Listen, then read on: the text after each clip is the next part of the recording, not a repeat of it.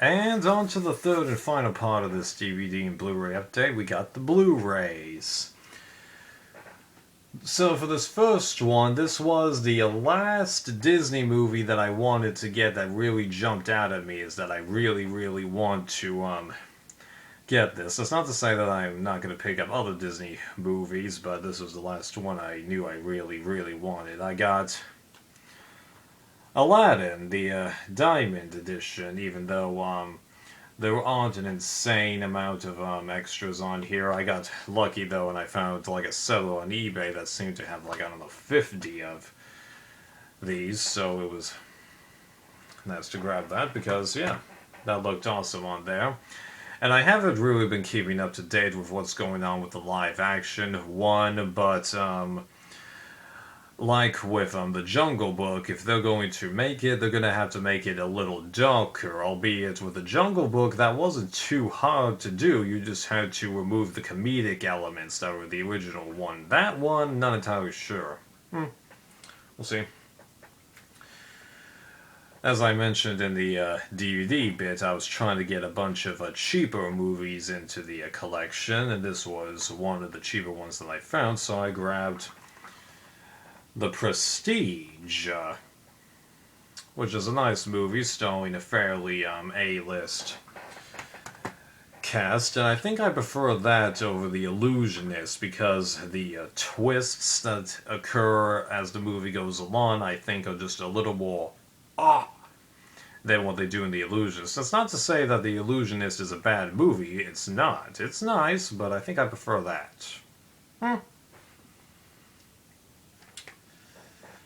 Trying to expand my collection of movies made by this director, even though I'm going to check out the rest of the movies that he's made before I buy them, because I'd already seen this. I got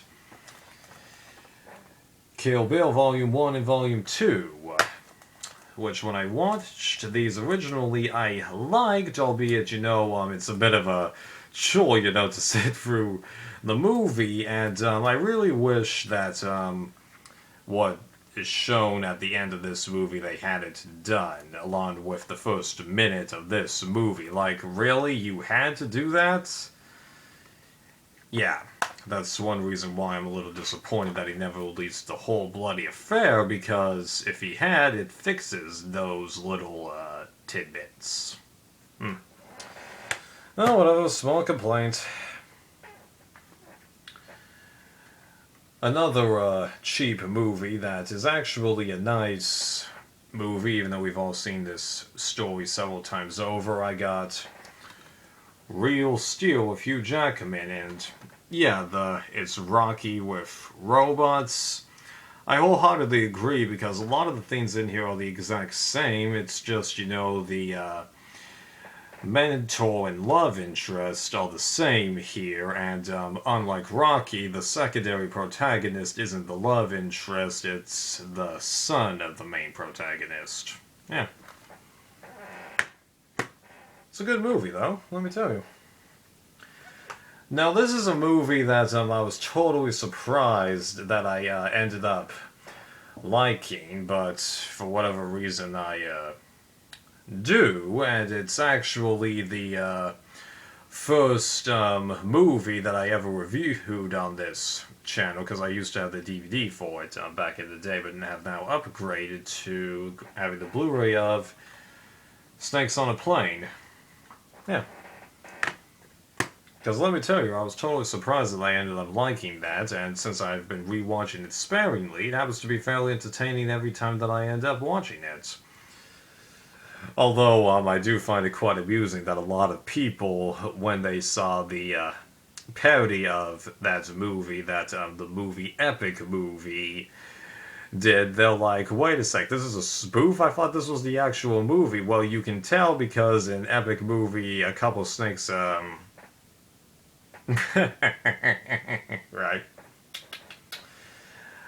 Okay, so this will require an explanation, so I'm just going to show it to you. I got The Force Awakens, the 3D edition. Now, why is it the 3D edition? Well, it's because... What the... Okay, I legitimately was about to sneeze and then I just stopped. I hate when that happens. Anyway. So, I have the 3D edition because this edition has an exclusive commentary track that the 2D edition doesn't have, and it does have a disc with the 2D edition, but I honestly don't know if the commentary is on the 3D disc or the 2D disc, but either way I got the exclusive extra. But yes, I had to pay quite a lot for that. I had to pay $29, but whatever, at least I got it, although if they end up releasing a complete nine movie set on Blu-ray, maybe that would take care of it. I don't know, because that's part of the reason why I haven't picked up the complete saga on Blu-ray, because Disney might put out a re-release that, has a few different things that weren't on the complete saga. We'll see. Expanding a collection that I previously had, along with grabbing one of the things that I sold while I was at my uncle, I got Jurassic Park collection, even though this is just the first four, just first four, which is 1, 2, 3, and then Jurassic World, and then I also grabbed Jurassic World Fallen Kingdom, so now I've got 5 of the 6 Jurassic Park movies, even though I've never watched either of the Jurassic World movies, and I'm looking forward to checking those out again, because it's been years since I watched the first 3. Oh, forgot an item. One sec.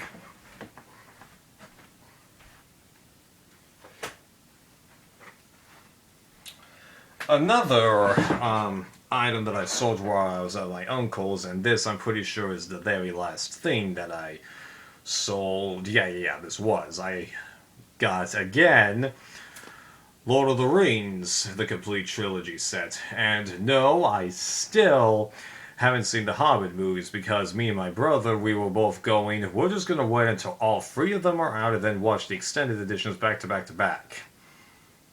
They've been out for years now and I still haven't seen them. It'll happen one day. One day. Because they were cheap, I got the first 2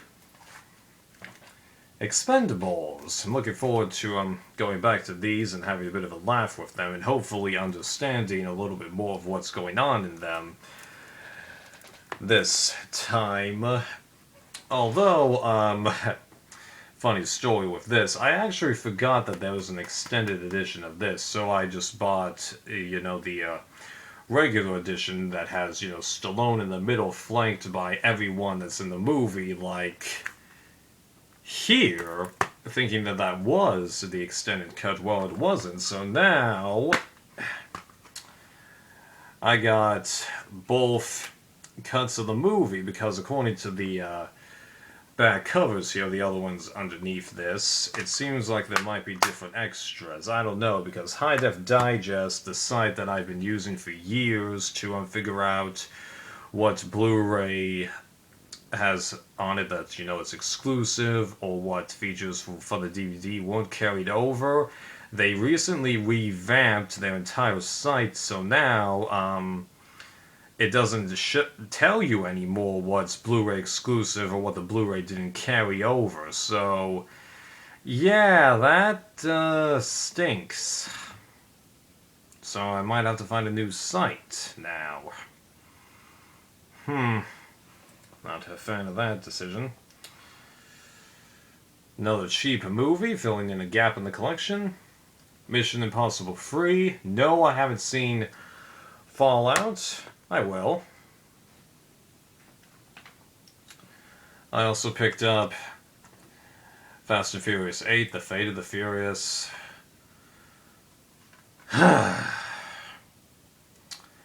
Yeah, I was not a fan of this one, and also this particular release is pretty lazy, because, for instance, having the direct extended edition be digital only? What the heck? You've included the extended cut for the past 3 movies on the Blu-ray, and they fit all of that onto one Blu-ray, which is what they did here, so why didn't you do that? And also,